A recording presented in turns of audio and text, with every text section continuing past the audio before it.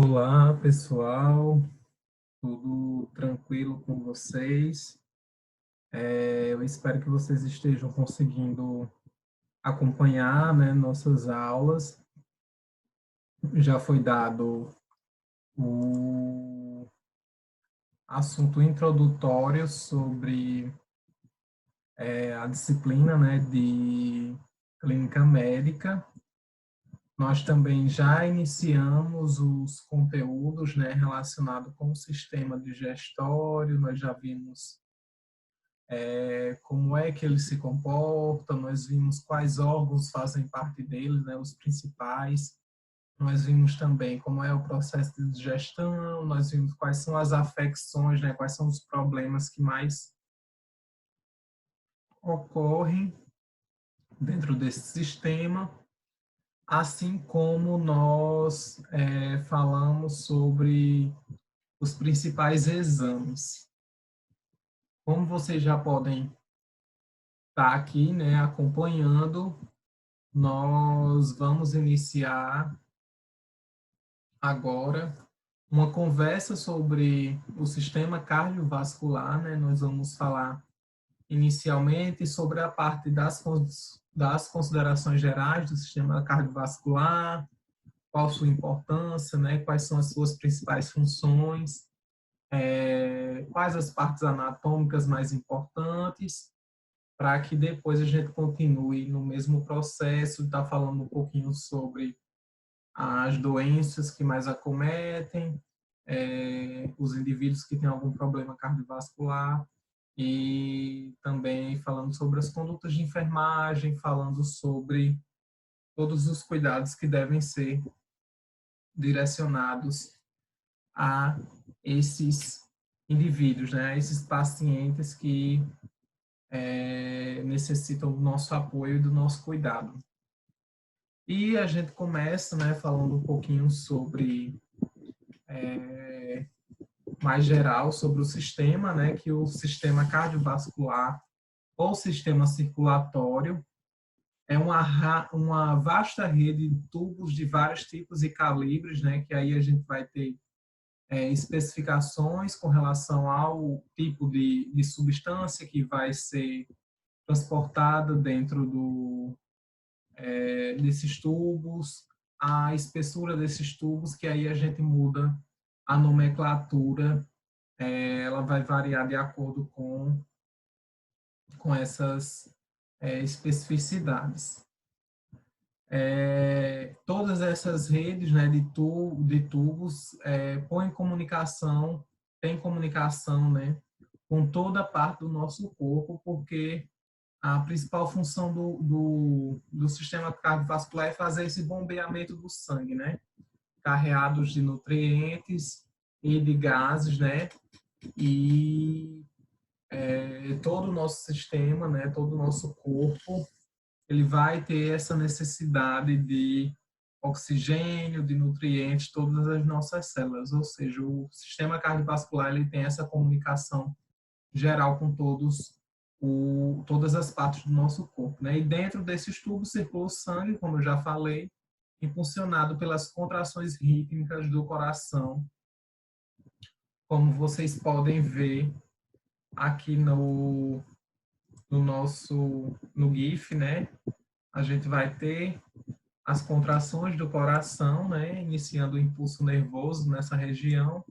E esse impulso nervoso ele se propaga e essa propagação faz com que a gente tenha essas contrações em momentos diferentes.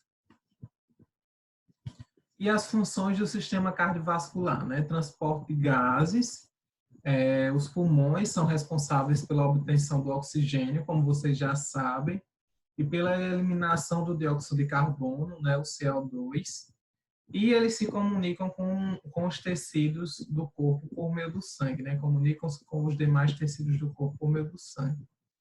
E dentro dos pulmões é onde a gente vai ter essa troca gasosa, né, onde a gente faz uma espécie de carregamento das hemácias, né? As hemácias elas vão ser carregadas com oxigênio e elas depois voltam para o coração, né? Elas saem do coração primeiro, vem do sistema, né?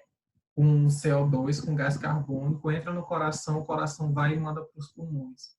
Dos pulmões, ela tem essa troca, ela descarrega o CO2 e é carregada com oxigênio. E esse oxigênio e essas hemácias elas depois voltam para o coração novamente e são enviadas mais uma vez para o restante do corpo para que ela faça a oxigenação do restante do corpo, do nosso corpo, né?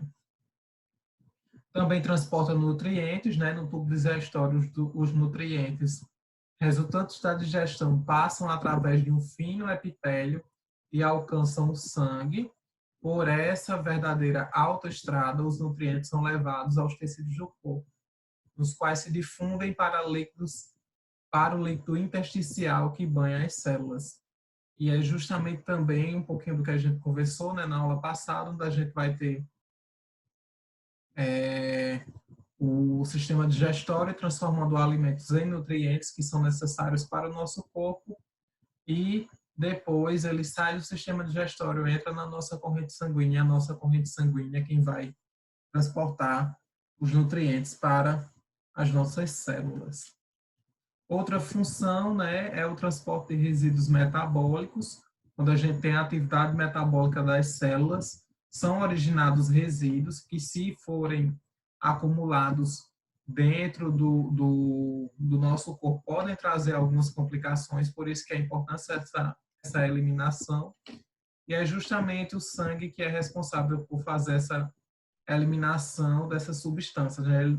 Fazer a eliminação não, ele vai transportar essa substância onde elas são formadas, né, de onde elas são formadas até os pontos, né, de excreção, que aí a gente pode falar, pode citar como exemplo o sistema renal, né, que a gente sabe que vai ter a filtração dentro dos rins e, consequentemente, a eliminação de substâncias que podem nos trazer alguns malefícios quando são encontradas em excesso dentro do nosso corpo.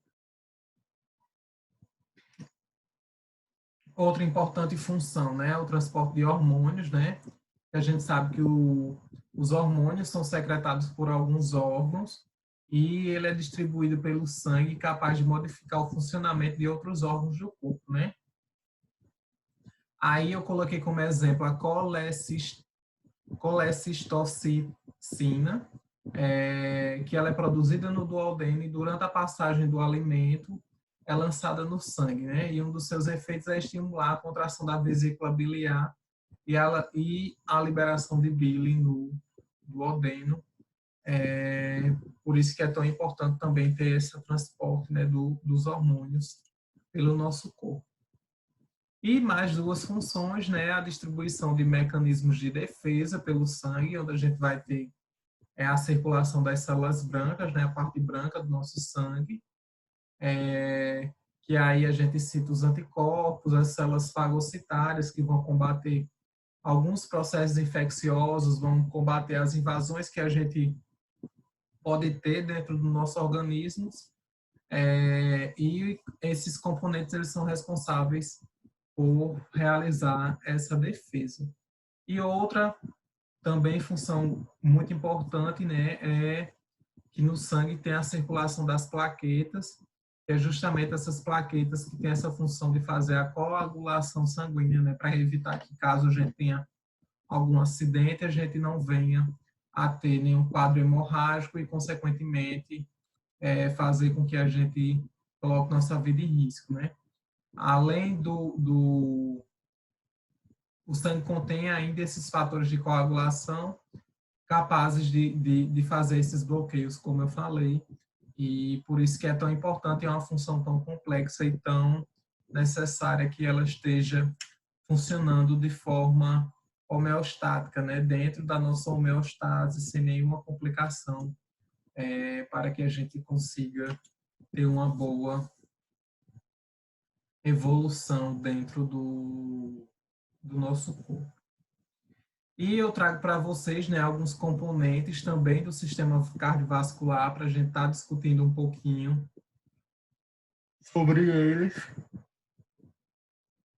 E posso citar, né, já inicialmente, que os principais componentes do sistema circulatório, né, são o coração, os vasos sanguíneos, que aí a gente vai ter veias, artérias, arteríolas, capilares sanguíneos, todos esses vasos sanguíneos. A gente também vai ter o sangue, né, que também faz parte desse sistema, os vasos linfáticos também e a linfa. Eu vou falar um pouquinho sobre os principais, só para a gente ter um entendimento e dar continuidade ao material, né?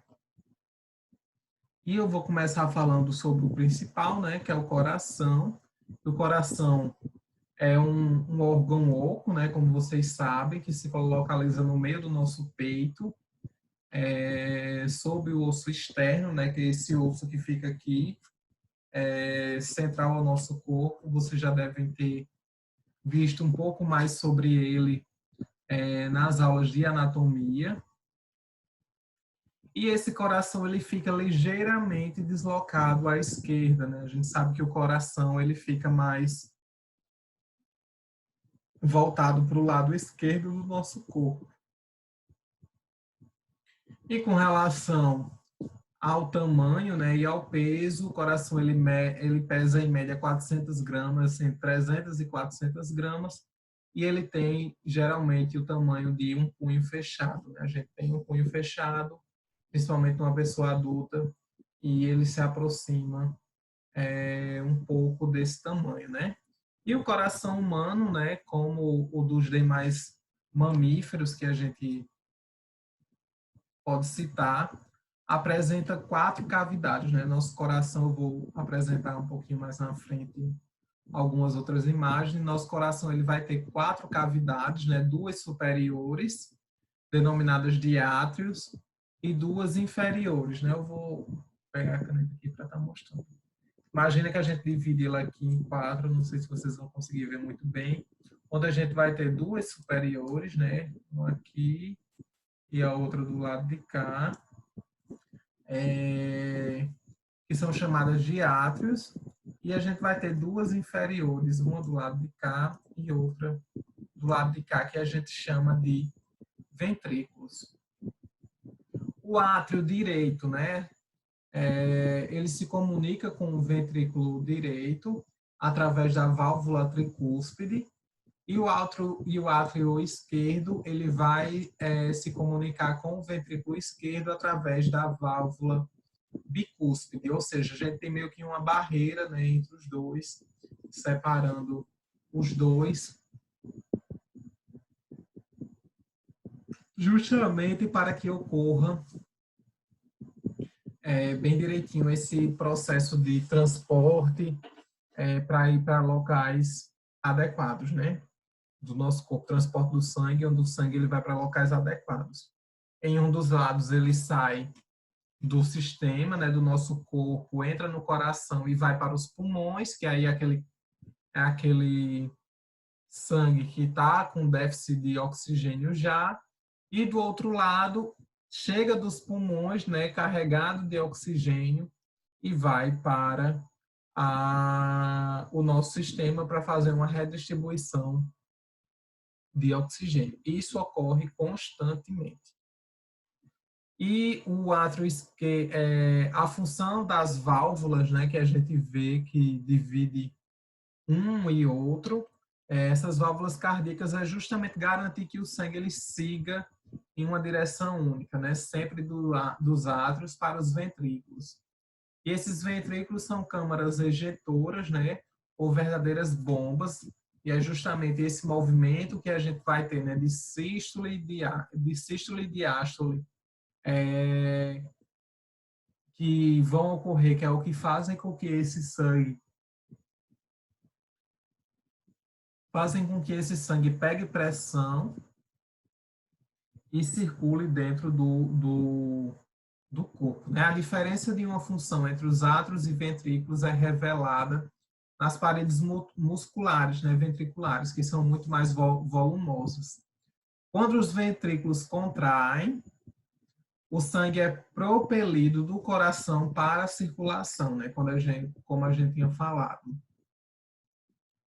O ventrículo direito bombeia o sangue para o tronco pulmonar, o qual ele vai levar esse sangue para os pulmões, onde ocorre a troca gasosa, como eu já comentei, e o ventrículo esquerdo ejeta o sangue na parte ascendente da aorta, onde através da aorta, né, através da artéria aorta maior, que a aorta é a nossa maior artéria, né, vai o sangue carregado de oxigênio que veio dos pulmões para o nosso corpo. Aqui eu trago para vocês algumas imagens, não precisam se deter tanto a esse carregado de nomes aí, é só para vocês terem um pouco de visão, né, de como é que funciona esse sistema, né, como é que funciona, como é essa anatomia do coração. E aqui essa é uma visão anterior, né, a visão de frente do coração. Essa é uma visão posterior, né, do coração. Vocês estão acompanhando aí como é que ele ocorre. Aqui em cima a gente tem a aorta. Deixa eu voltar aqui, ó. Aqui a gente tem a aorta e a gente tem a artéria pulmonar, né? A gente também vai ter a artéria pulmonar direita, a artéria pulmonar esquerda, que é as que fazem, carregam sangue para os pulmões, e depois a aorta que vai carregar o sangue para o, o sistema do nosso corpo, né? Aqui a artéria pulmonar esquerda, para cá a gente tem a artéria pulmonar direita, aqui a gente tem nossos átrios e nossos ventrículos, né? Para fazer toda a função que o coração tem, né? Ventrículo direito, ventrículo esquerdo, átrio direito, átrio esquerdo. Enfim, não precisam se deter tanto a isso. Só fiquem ligados sobre essa questão da função, né, do coração. Aqui a visão posterior, como eu falei, e internamente, né? Como é que é o coração por dentro? Vocês podem ver que tem uma divisão, que é justamente para não ter esse cruzamento de um sangue com outro, e a gente ter, consequentemente, né, se tiver esse cruzamento, a gente ter um problema, né, de circulação adequado, né? Aqui eu trago para vocês alguns fatores, né, que são responsáveis por fazer o aumento da frequência cardíaca, né, e fazer com que nosso coração ele trabalhe mais, que aí a gente pode citar, né, a queda da pressão arterial. Quando a gente tem a diminuição da pressão arterial, a gente precisa com que o coração trabalhe mais, a gente faz com que o coração trabalhe mais para que aumente a circulação dentro, né? Tente fazer esse sistema compensatório e aumentar a pressão arterial. A inspiração também aumentam a frequência cardíaca, a excitação, raiva, dor, né? Geralmente aquelas pessoas que estão com algum quadro de dor, geralmente também estão com a frequência cardíaca elevada. Hipóxia, né, que é a diminuição da disponibilidade de oxigênio nas células, e também faz, né, quando a gente tem essa diminuição de oxigênio, o coração, né, o nosso corpo, ele vai entender que necessita ter uma circulação maior de sangue dentro do nosso corpo para que a gente tenha uma regulação desse quadro de hipóxia, né? E para isso eles fazem o sistema compensatório aumentar a quantidade de batimentos do nosso coração, né? Os exercícios também, adrenalina, um quadro de febre também fazem ter esse aumento. E os fatores que diminuem, a gente pode citar a tristeza, a expiração, né? Por isso que quando a gente faz aquele movimento de inspiração e expiração, concentrado nesse movimento, a gente consegue ter um maior controle da nossa frequência cardíaca, e também o aumento da pressão arterial, também ele é um responsável por gerar essa diminuição da frequência cardíaca. E a gente vai falar um pouquinho sobre os vasos sanguíneos, né? Que os vasos sanguíneos são basicamente divididos em três tipos: as artérias, veias e os capilares. Onde a gente vai ter, né? Vou começar falando inicialmente sobre as artérias. Elas são vasos de parede espessa que saem do coração, levando sangue carregado de oxigênio para órgãos e tecidos do corpo, e eles se compõem em três camadas, né? Essas artérias elas são compostas por três camadas. A mais interna, chamada de endotélio, a mediana, né, entre a interna e a externa, que é chamado de músculo, tecido muscular liso, né, músculo liso, e a mais externa, né, que é o tecido conjuntivo, que é rico em fibras elásticas e faz com que a gente tenha uma maior resistência desses vasos, né? Outros que podem ser citados são os capilares sanguíneos, né, que são aqueles vasos de pequeno calibre que estão ligados às extremidades das arteríolas e às extremidades das vênulas também, que são as vênulas, né, e arteríolas. As arteríolas são pequenos vasos menores do que as artérias, mas que também estão carregando sangue carreado em oxigênio. Eu vou mostrar um pouquinho mais para vocês na frente. E as vênulas é justamente o oposto, né? São pequenos vasos também, mas que vão estar carregados de sangue com baixa quantidade de oxigênio, que vai voltar para o coração para depois ser carregado de oxigênio e também de nutrientes, né? A parede dos capilares possui a camada única de células que corresponde ao endotélio das artérias e das veias, né? E as veias são os vasos que chegam ao coração, os vasos de retorno do coração, trazendo sangue de órgãos e tecidos. E uma curiosidade, né, que eu posso falar aqui para vocês é que geralmente a gente, quando tira sangue, a gente tira sangue de veias. Isso aí eu acho que não é nenhuma novidade para vocês, mas futuramente, caso vocês cheguem a ver alguém fazendo uma gasometria, a gasometria ela precisa ser retirada de uma artéria, né? E a gente consegue ver nitidamente a diferença entre um sangue venoso e um sangue arterial, onde o sangue venoso ele é um sangue mais espesso e mais escuro, e o sangue arterial é um sanguezinho mais vermelhinho, né? O venoso mais voltado para o roxo e o arterial mais voltado para a cor vermelha, né? A parede das veias, assim como as das artérias, é formada por três camadas. A diferença é que a camada muscular, né, e conjuntiva são menos espessas do que as artérias.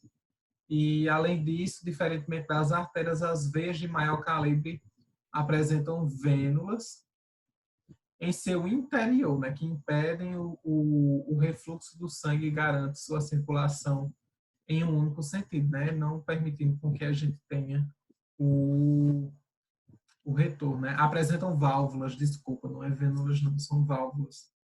É justamente para que a gente não tenha o retorno do sangue em decorrência do processo da gravidade, né?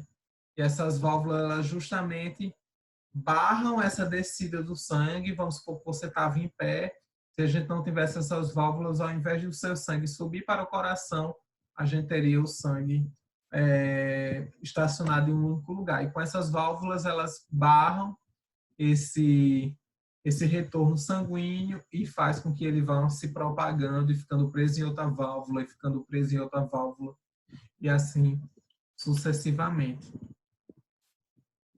Aqui a gente vai ter, né, a artéria, que é essa maior, a arteríola, que já é um calibre menorzinho, e por fim a rede capilar, né, os capilares. E aqui a gente vai ter, né, a veia, a vênula, que é um pouquinho menor, e os capilares venosos, né, capilares arteriais, e a gente também tem os capilares venosos, que é justamente onde a gente vai ter essa mudança, né, de um local, de um sangue concentrado. Imagine que aqui tem uma célula perto, tem um sistema que precisa desse oxigênio, esse oxigênio ele é retirado nessa região e o que resta é o sangue com pobreza de oxigênio, que é o que vai voltar pela veia para o coração.